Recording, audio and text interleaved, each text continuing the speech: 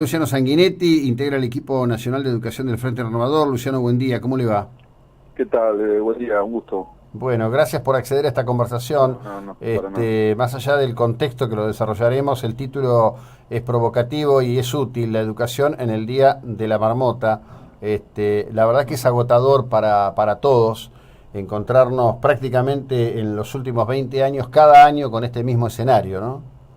Sí, en particular se re- probablemente casi igual desde el 2010, 2008, en el cual se fue agravando la situación de la no solución del conflicto salarial docente y que en la práctica, como decías vos, o yo trataba de ilustrar en el artículo sobre esa película en la cual el día se repite eternamente, en algún sentido, en el tema educativo estamos como en un día de marmota, como Mm. todos los años repitiendo las mismas escenas, que empieza con el pedido, el reclamo de paritaria, la constitución de la mesa paritaria, la oferta de los del gobierno o de cualquiera de los gobiernos, y después la insatisfacción de los gremios y luego el paro. Y es una escena que vuelve a aparecer, digamos, en la vida cotidiana de todos los argentinos y en particular también de los bonaerenses, y que, como dijiste vos, está fastidiándonos a todos. Realmente es una... Y además, objetivamente, si uno revisa toda esa historia de estos últimos 10 años al menos, eh, no es que cada vez que hay un acuerdo en la paritaria el problema se soluciona y uno dice, bueno, dimos un paso adelante. En realidad es apenas una pausa que vuelve Ujú. a repetirse al año siguiente. Entonces ahí está el tema de fondo, que es lo que empieza a ameritar que haya una discusión por arriba de la paritaria, que haya un debate más alto para encontrar una solución definitiva, por lo menos de largo plazo, con Ujú. respecto a la educación argentina. Ahora, en todos estos años, desde la Carpa Blanca para acá, Ujú. porque me parece que hay que recordar que esto nació sobre la base de un reclamo legítimo como parte de un debate político dentro del justicialismo en contra del gobierno de Menem, ¿no? Sí, bueno, la Este, Carta Blanca tuvo una incidencia fuerte en ese contexto, sí, eso es cierto, bueno, correcto. Pero este, no, pero eso fue un paro en un contexto durante un año, muy intenso, por supuesto, porque fue un paro larguísimo en ese entonces, pero bueno, después no volvió a pasar tan inmediatamente la misma escena. Eso es lo que está fastidiando, es que no tenemos un gran conflicto que cuando se resuelve empieza una etapa de normalidad. Y no tenemos un conflicto que no se resoluciona y que se repite, yo insisto que es a partir del 2008, 2009 empiezan estos años de paros de 12, 15, 19, 20 días por año o más. Los datos estadísticos prueban que en el último periodo de Scioli hubo 54 días de paro y en lo que va de la gestión de Vidal ahora ya llegamos a los 48. claro. Eh, Bueno, ahora, realmente eso yo ahí creo, no, creo que hay dos cosas para decir, ¿no?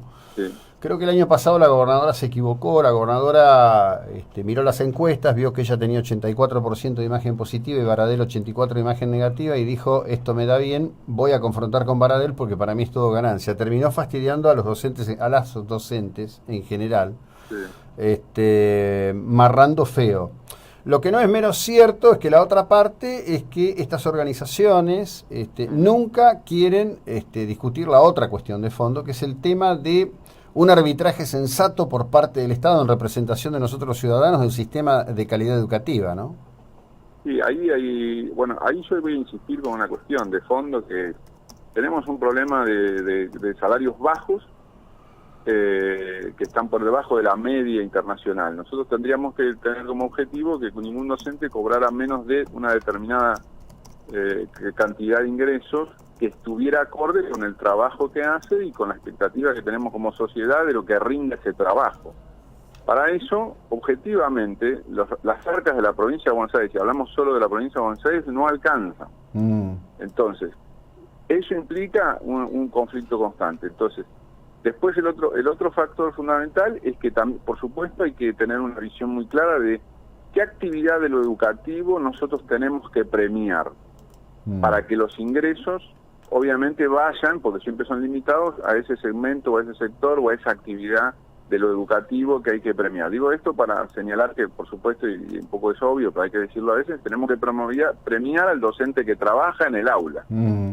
Nosotros tenemos una particularidad que se está volviendo muy trágica en un sentido, que es que el docente, para incorporar mejores ingresos, en general tiene que salir del aula, tiene que subir en la carrera, y en todo caso subir y tratar de llegar a la dirección de escuela, a los sectores administrativos o de gestión de lo educativo. Entonces tenemos que los mejores, porque muchas veces esas personas son las que tienen más voluntad, más intención, más ganas de trabajar, para mejorar sus ingresos tienen que salir del aula. A nosotros nos conviene que los mejores estén en el aula. El otro factor es cómo se incrementan los ingresos los docentes, que ese incremento impacte en la mejora de la calidad educativa. Yo sugiero y propongo algo muy sencillo, que además tiene éxito en el ámbito universitario, es que el docente cobre más a nivel de su calificación en términos de sus títulos. Es decir, si tiene una formación de grado, recibe un plus, un determinado salario. Si tiene una formación terciaria, si tiene una formación de grado, es decir, universitaria, recibe un poco más, y si tiene un posgrado, recibe más. Entonces, naturalmente, esa zanahoria, que es obviamente el aumento de ingresos, va a impactar en la mejora de la calidad de la enseñanza, porque vamos a tener a los mejores docentes buscando mejores calificaciones en sus títulos y en su formación, con mejores salarios, además con esos trabajadores adentro del aula.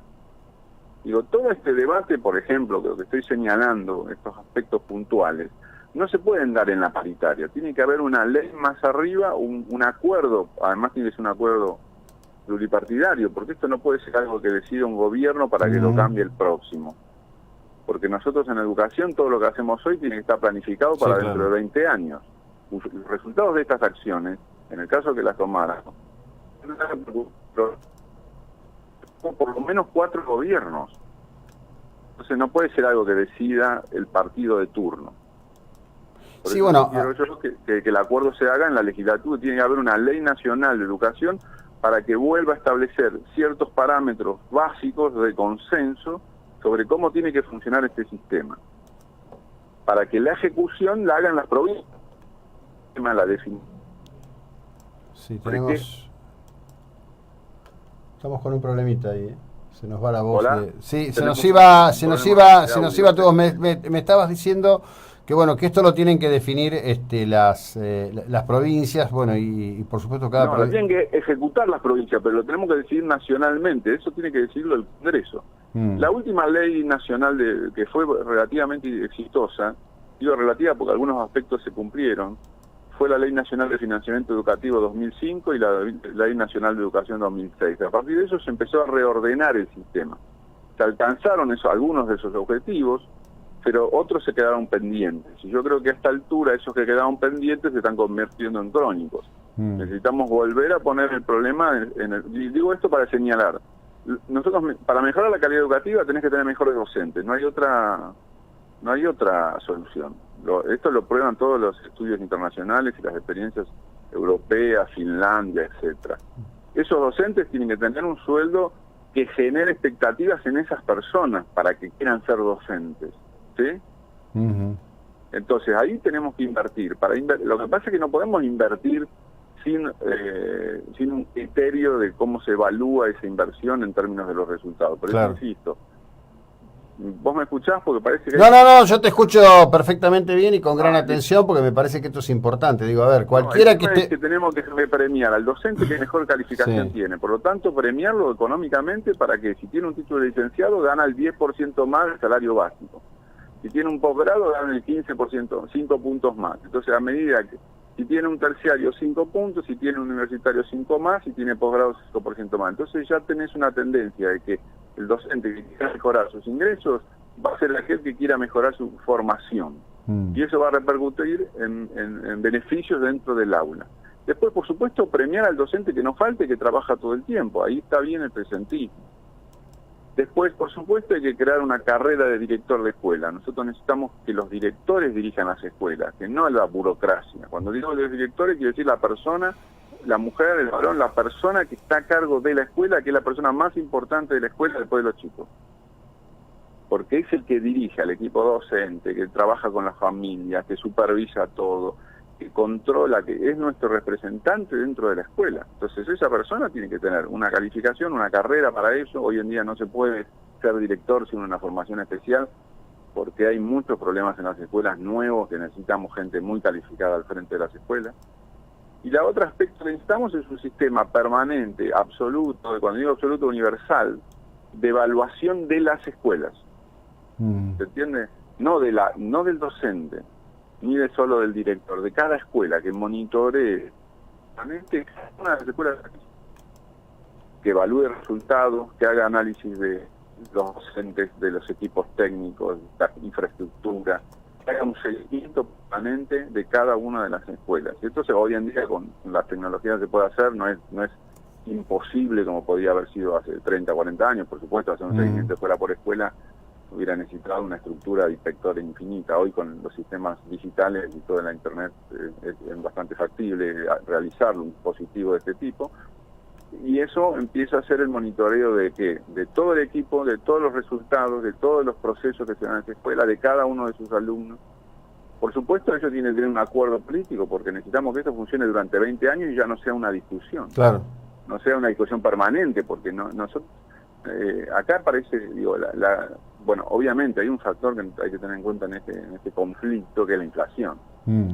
Porque la inflación es la que genera que acá se hable más claro, con los dirigentes gremiales que con los docentes. Sí, bueno, porque el centro del debate, yo hablo con todos a través de la entrevista, como estamos hablando acá, siempre es digamos, en estos años es un debate al respecto de cuánto impactó la inflación, cuánto hay que recuperar, cómo se va a recuperar. Ahí aparecen las visiones contradictorias que se dan con la política. Bueno, Sanguinetti, gracias por la ilustración sobre esto. Hago votos porque la política tome este tema, no sé si en todos los aspectos, pero en los aspectos que fueren para debatir y tener, digamos, la oportunidad de un sistema público que recupere la carnadura proba que tuvo a lo largo de la historia argentina, de Sarmiento en adelante, formando un país que todavía hoy sobrevive como un país con capacidades distintivas, diferentes, en el continente y en muchos casos a nivel de otras estructuras económicas mucho más sólidas que la nuestra. Gracias por el tiempo. Bueno, un abrazo. Hasta luego. Bueno, a quienes escucharon nuestro entrevistado